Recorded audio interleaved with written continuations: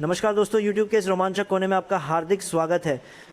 आज हम एक ऐसी शख्सियत की अनोखी दास्तान खोलने जा रहे हैं जिसे अक्सर कम आंका जाता है जब हम उस मशहूर व्यापारिक परिवार का नाम सुनते हैं। दिमाग में जो पहली तस्वीर उभरती है वो तो परिवार के मुखिया की, उनके विशाल साम्राज्य की, दूरसंचार क्रांति की और खुदरा बाजार की ताकत की। लेकिन कल्पना कीजिए, अगर मैं कहूं कि देश के आधुनिक इतिहास का सबसे क्रांतिकारी व्यावसायिक बदलाव चला रहा है कोई और न कि मुखिया, बल्कि उनका सबसे छोटा वारिस।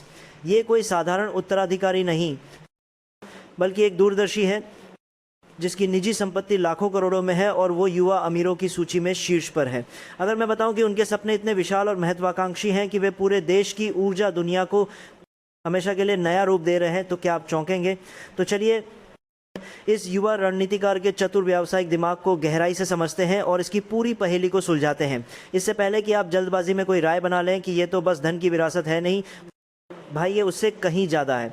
मेरी गहन खोज से मिले दस्तावेजों और रिपोर्टों पर आधारित ये विश्लेषण आपको नई नज़र देगा। अगर कुछ पसंद आए तो लाइक दबाकर अपना साथ ज़रूर दिखाइए, ये प्रेरणा देगा। सतह पर तो लगता है बस पुरानी कहानी दोहराई जा रही है, एक पिता अपनी विरासत सौंप रहा है, लेकिन गहराई में उतरें तो दिखता है एक जोखिम भरा खेल। ये विशाल समूह जो तेल से रसायनों तक फैला है, उसे हरा भरा ऊर्जा केंद्र और तकनीकी दिग्गज में बदलने का महायोजना है। एक प्रमुख सलाहकार फर्म की रिपोर्ट बताती है कि मुखिया का सुनहरा दशक का सपना है कंपनी की कमाई दोगुनी हो जाइए। सपना दो मजबूत इंजनों पर टिका है, एक पुराना तेल रसायन कारोबार जो स्थिर आय का स्रोत है, और दूसरे विकास के इंजन जैसे दूरसंचार मंच, खुदरा नेटवर्क और सबसे बड़ा नई ऊर्जा शाखा। और इन सब के पीछे का मुख्य सूत्रधार कौन? वो युवा वारिस। वो सिर्फ बोर्ड में नाम मात्र के सदस्य नहीं, बल्कि दुनिया के सबसे बड़े स्वच्छ ऊर्जा तंत्र का प्रमुख रणनीतिकार हैं। सवाल उठता है, क्या ये सच्चा प्रतिभाशाली है या बस भाग्यशाली संतान, जैसा कईयों को लगता है? आज हम इस उलझन को खोलेंगे, हर कोण से विश्लेषण करेंगे। दोस्तों, क्या करेंगे कि ऐसे वाले संतान को बोलेंगे, ऐसे वाले संतान के बाद दोस्तों कि अगर आप देखेंगे, सबसे पहले ऊर्जा की तीन हरी चुनौती समझिए। देश एक जटिल दुविधा से जूझ रहा है, ऊर्जा की सुरक्षा, सस्तापन और पर्यावरण संरक्षण। हम दुनिया के तीसरे सबसे बड़े बिजली उपभोक्ता हैं, लेकिन और मांग अगले कुछ दशकों में तिगुनी हो सकती है। तेल आयात ही जीडीपी का 5% चूस लेते हैं। युवा वारिस का समाधान साधारण नहीं, पूरे तंत्र को खड़ा करना। सोचिए, एक ऐसी कंपनी जो सिर्फ उत्पाद नहीं बनाती, बल्कि उसके हर पुर्जे, मोटर, पहिए, संग्राहक, ग्रिप और स्टॉपिंग सिस्टम खुद तैयार करती है। इसे कहते हैं ऊर्ध्वाधर एकीकरण। उनके समूह का हरा भरा ऊर्जा विशालकाय संयंत्र रेगिस्तानी इलाके में 4 मेगा कारखाने उगा रहा है। सूर्य ऊर्जा पैनल जिनकी क्षमता 20 गीगावाट है, ऊर्जा भंडारण यूनिटें 100 गीगावाट की, हरे हाइड्रोजन के लिए विद्युत अपघटक 3 गीगावाट के, और ईंधन कोशिकाएं। ये सब रणनीतिक तैयारी है जो भविष्य को संभाल लेगी। इसकी भव्यता का अंदाजा लगाइए। रेगिस्तानी सौर परियोजना का क्षेत्रफल एक छोटे देश से 3 गुना ज़्यादा। एक विशेषज्ञ रिपोर्ट के मुताबिक ये अकेली परियोजना अगले दशक में देश की बिजली ज़रूरत का 10% पूरा कर सकती है। 10% ये कोई छोटा आंकड़ा नहीं। जब पूरे ऊर्जा परिदृश्य की बात हो, वे सिर्फ उत्पादन नहीं बढ़ा रहे, बल्कि आपूर्ति श्रृंखला पर कब्जा करके आयात निर्भरता घटा रहे हैं और लागत में नेतृत्व हासिल कर रहे हैं। मेरे हिसाब से ये शुद्ध व्यावसायिक प्रतिभा है।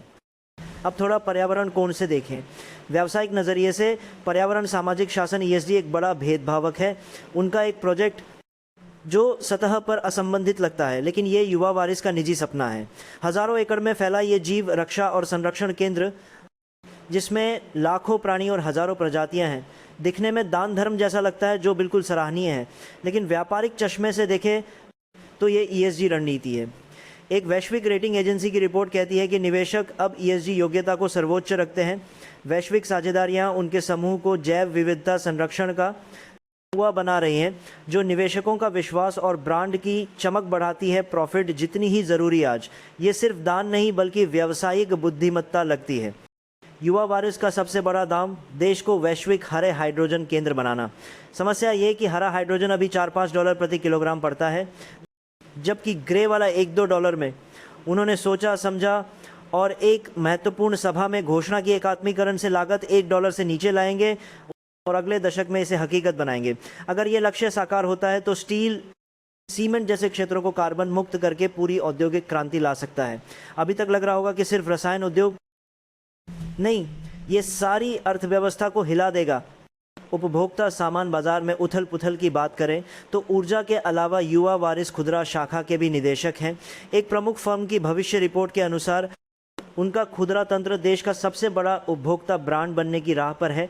वितरण नेटवर्क और डिजिटल ताकत का मेल इस्तेमाल करके पुराने दिग्गजों को पछाड़ सकता है।